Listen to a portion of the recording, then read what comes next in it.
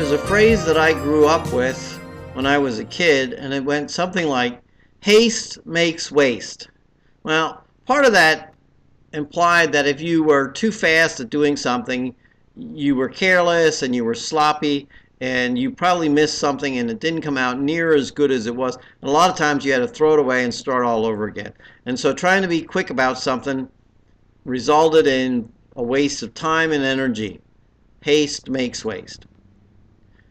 But you know, Solomon is talking about something similar, and he's talking about rushing to judgment, rushing to get a case settled, rushing to make your claim.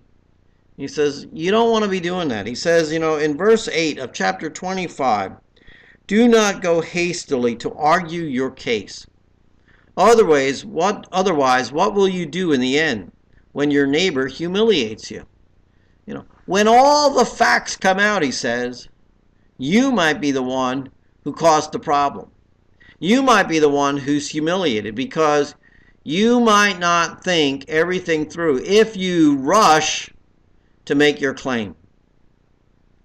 So there's value in pondering and thinking and taking your time at making a decision. Taking your time at arriving at a conclusion before you ever say, I was right. Because in time, you might be the one that needs to say, I was wrong. And better that you say it before somebody humiliates you and points out that you were wrong. You know, arguing your case, it says argue your case with your neighbor. You know, don't go making a big scene. Have that conversation with an individual. Spend time and talk things through. You know, you could quite possibly solve the problem and never have a major issue. He says, think about it. And you know what? You don't want to be revealing what goes on in that conversation to anyone else.